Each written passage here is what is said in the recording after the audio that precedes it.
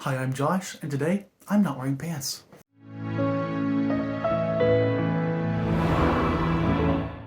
That's just a little joke. I mean, it's not that much of a joke because I'm not wearing pants, but who cares? You can't see them. What I am actually doing today is going to be giving you a double whammy. At least that's the goal. I am woefully behind in the videos I want to make, and I don't want to give up on some key end of year videos that I really enjoy talking about and just doing in general. That is my end of the year stats, as well as the end of the fourth quarter stats. I realize many of you may not be interested in either, and some of you might not be interested in the end of the quarter, but you are interested in the end of the year. So rather than try and give both, when almost certainly not everyone was going to watch it, I figure why not give both on the same day? That way I can try and catch up on the videos that I've been missing as far as my timeline goes. And if you aren't interested in one, you don't have to watch it. If you are watching this or the other one or both, I greatly appreciate it. I'm glad you're interested and I appreciate the support. But I just think it's important to reflect, and it's also something I love. I love thinking about what I do in new ways, in new statistical ways, trying to visualize the data and what I'm actually doing. It's fun, but also it's educational, I think. I'm going to be doing those videos a little bit differently than usual because rather than giving you the details about the books that I read first, I'm going to start with the sources of the books. That is, I usually save my TBR discussion for last. So I'm going to start with the TBR and where I'm getting my books, just because I want to talk about those first for some whatever reason. But if you're not interested in this or in any of the particular stats, keep in mind I'm going to make sure I put in very distinct timestamps. So you can make sure you just skip to the next one, just find the ones you want and watch them. Or don't watch any of them. I don't really care. I care a little bit, but still, I want you to watch if you're interested. Okay, so to begin, for the fourth quarter of 2021, that is October through December, let's start with where I'm getting my books from. And what you can see here is half of what I read is my TBR. I'm okay with this. For the longest time this past year, was really driving to read from my TBR because I'm trying to get the numbers down. And you'll also see that I've spent a lot of time on hauling and DNFing books to try and get rid of that extra fluff that is the books that don't call to me. And I would consider 50%, I think, a good goal to trying to work towards. I think for a while there I was doing 2/3 or even more than 3/4 of what I was reading, but I like giving myself the freedom to go in different directions, whether it be an arc or something that's not on my TBR physically at all. And as long as I'm not ignoring my TBR altogether, I'm okay with that. It's not that my TBR needs to be read. It's just that if the book's going to stay there, they need to be read. If I'm not reading the TBR, then clearly the books just aren't calling to me, and they shouldn't be on my TBR at all, in my opinion. So anyways, 50% is good. Then we have about 25%, over 25% of rereads. This makes sense. December was a big reread month because I was moving. I was reading a lot, and I was reading a lot of comforting books just because I wasn't in the mood to stress any more than I already was. In fact, if you're interested in that, you can see my moving vlog somewhere in one of these cards, whichever corner, and below, of course. Also, arcs. I've been steadily trying to get through arcs this last year. Some months more consistent than others, but I'm really happy because I've been doing some mass reviewing of the arcs that I had been reading this last year because I hadn't been doing it on actual NetGalley, and I'm finally up to 2/3, and I'm excited for that for reasons I'll get into in my main end of year stats. But for now, let's focus on this quarter. I also read one book from Miscellaneous. Miscellaneous are books that aren't on my ARC list or on my TBR. These are, or reread. They're probably books that I just had an audiobook for and that I wanted to read. So now that we have an idea of where I get my books from, let's dig a bit deeper into these books from my TBR and ask more about that. Because I like to think about how long books are on my TBR and whether or not I'm reading books that are older or newer and how they all relate. Generally speaking, they tend to match up fairly well, but I love talking about it, so let's get into it. I love these graphs so much. Let's just start with the raw numbers of the books that I read. I realize I didn't define this graph very well, so just a little bit of clarity. It's a graph that shows you how many books that are sorted by a certain, section color-coded for how long they were on my TBR. Basically, you can think of this in different ways. There are all the books that are on my TBR over there. They've been on there for a certain amount of time. The number of books that are of a certain age, a year, how many years they've been on there, will count that little bar. The same logic applies if it's books I read, books I unhauled, books I DNF'd. I think in this quarter I DNF'd one book, which is why you're seeing that one bar for green. The rest are just telling you the number of books that meet that category of how long they've been on my TBR. That's what I'm trying to discuss right now, even though I didn't cover it very well. So I include here books that I read, books that I unhauled, books that I DNF. And I did a lot of unhauling back in December. Really been trying to go the Marie Kondo way. Get rid of books don't call to me, don't bring me joy. And you can see there's a lot of books, most of them being fairly new, that I got rid of, and especially compared to the books that I read. I think I unhauled more than I actually read this last quarter, which is okay with me. They're getting off my TBR one way or the other. Then I had DNF one book. So yeah, I think a better way of visualizing this might be the next image. So this is the same graph, but now we've overlaid it with my actual TBR total numbers. And again, these ages on the x-axis, the bottom axis, or how long I own a book on my shelf, and the y-axis, the number of books that are in that year category, that are banned in that little category. I think this says more when you compare it to my total catalog. If you're wondering how many I have, over 400. The point here is just to see where I'm getting my books from. And you can see that I'm unhauling and reading books from a large range of books. I could clearly still be reading my oldest books, 5 to 6 years, but I'm doing a decent spread. I think more interesting is comparing it normalized, which is a bit more complicated both visually and it's not as intuitive. Normalized just means you're taking a ratio of how many books are in a certain category to the total.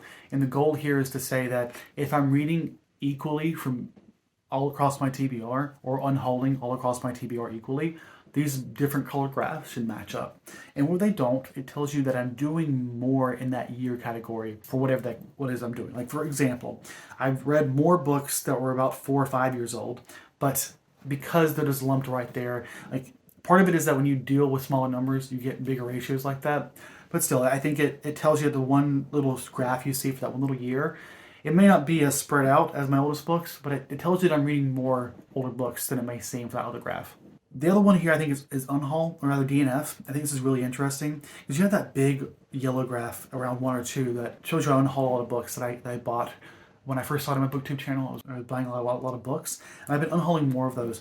What interested me here though was that of my oldest books, I'm unhauling more of those, which I guess makes sense, meaning if I own a book for a long time, it's probably because I don't want to read it. And when I finally face the facts, it's just how it is. And so I'm realizing that, I'm acknowledging that more for my older books, even if there are fewer of them, more often, so the rate is higher. And that's a lot of nitty-gritty. Hopefully I haven't lost you. It gives you an idea of the books that I'm reading, that is the sources of the books that I'm reading on my shelf and off of them. Now let's get into the actual stats of what I'm reading. There's a lot to talk about here. Let's just get into it.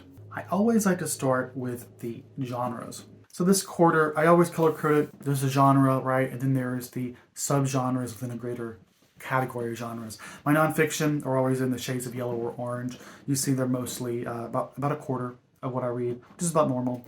5 of them were memoirs, and a few more were science and history. What's interesting here is that a lot of my nonfiction overlap in whichever one I choose to label it as. It's not always the case. The same is true for sci-fi, fantasy, and horror. It was Halloween, so I read a lot of horror. But normally my sci-fi, fantasy, horror is about half of what I read. And this time it's like 2/3, which is really interesting. A lot of horror and less fantasy. Keep in mind that like my horror often bleeds into fantasy, so it might be where I'm getting my taste of it for. Like I try to diversify what I read, not just because I want to explore other things, but because I don't want to say bored, but I get less interested in certain areas of reading the more I read it. So if I'm reading more fantasy and horror, naturally I might read less of it outside of it. In the same way that like I read a lot of sci-fi in January, and so I tried to think about that when I was picking my books for February. Okay, I actually have another graph that I'm introducing now on my stats videos moving forward, and that is this new way of looking at my genres where I've essentially added new set of categories for me to label my books that I read by. And while I have my primary genre, which is somewhat of a judgment call, I've added in I think 4 subgenre opportunities so I can encapsulate all the possible genres that exist within a book. And now what you're looking at is this graph, bar graph that basically counts all of the books that fit into a specific genre, meaning that of all the books that I read in the quarter, any one genre could literally be all of those. The main thing here is, I think I hinted at it already, was how because I read more horror, I'm already getting more fantasy, so I touched less fantasy on its own outside of horror. And that's illustrated here how we had less fantasy in the pie graph, but we have the most of anything any genre is in fact fantasy in this graph. And that's of course because a lot of the horror happen to have fantasy. And I really like this new approach because it gives you a better idea of what appeals to me. And while I do have a lot of overlap in what I read, I'm more likely to pick up something if it fits into a certain other category. And obviously sci-fi, fantasy, and horror are the big ones. And I talk about this in my bigger end of the year stats, but fantasy is always going to be the one. And what's interesting here is that I don't read a lot of thriller, especially things that are rooted in just simply thriller. But if something leans horror, like seriously horror, I'm much more likely to read it versus that. I don't want to call it bullshit, but there's more bullshit thrillers. There's a certain type of thriller that I like. That's not this conversation. This is just gives you an idea, I guess, of the range of different things. And I think it helps visualize the different types of books that I'm reading as a whole, even if I categorize them as one genre over another. Then looking at my ratings, a lot of 4 stars and quite a few 5 stars. So it wasn't a bad section, but I think decently spread out. I've been giving a lot of 4s. This next year, I'm trying to be more strict on what I consider a 4 versus a 3, which I'll explain more on that in my stats video. But a lot of 4s and a decent amount of 5s. Now, it's also worth noticing here that I had a lot of rereads, remember, so these scores will naturally be skewed when I have more rereads. Then the pages that I read, there's a decent spread, most of them being from 300 to 400 pages.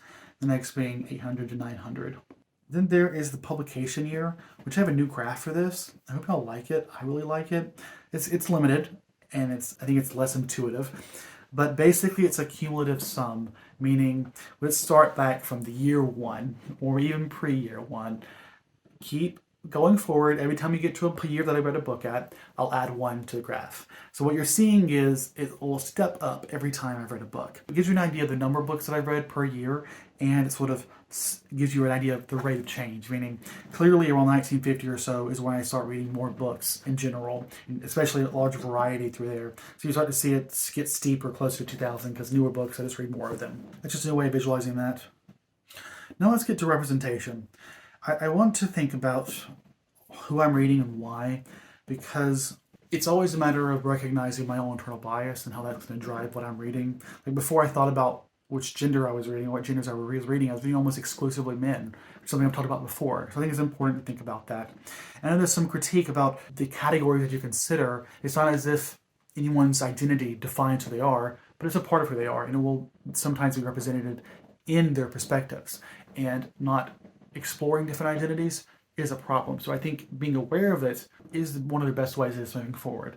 There was a while there I was just sort of letting it guide what I read. If I don't read enough in this category, I'll read more next category. I'm trying to do that less and just think about it, be aware of what my stats are, and then move forward with that. As I just mentioned it, let's talk about the gender of the author that I read.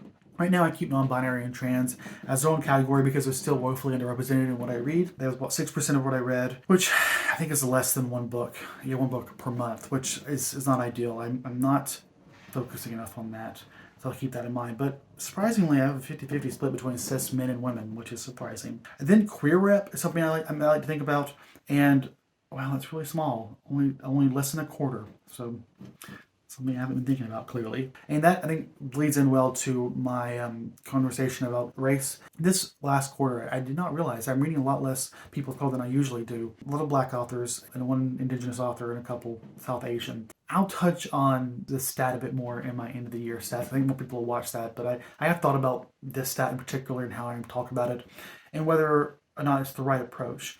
But I will discuss that in the next video if you're interested in hearing more about that. I think, is that everything? Maybe this wasn't as long as I thought it was. That was pretty quick, which is fair. This is just things that I read, right? It was a decent, I say decent. I had decent reads as far as quality goes, but that's again skewed by my rereads. And I think it wasn't the best representation in any metric, to be honest. That's how it goes. Some months, and thinking about it is all what really matters. Be aware of one's bias and try to think about how to circumvent that. But for now, that's going to be the end of this quarter. I wasn't going to give favorites because a lot of my favorites were in my end of the year favorites. Like, for example, Peril of the Talents was a favorite of the year. The Matriarch was a favorite, and that was also something I read in this third quarter, as well as Galileo's Daughter, another favorite. I suppose I could get least favorites, but I haven't thought about that, and I'm probably going to do a most disappointing or least favorite book video at some point too. So keep that an out for that. But for now, that's all the books that I read. This is not a wrap up. That is all the stats for my fourth quarter in 2021. Thanks so much for watching. You've made it to the end.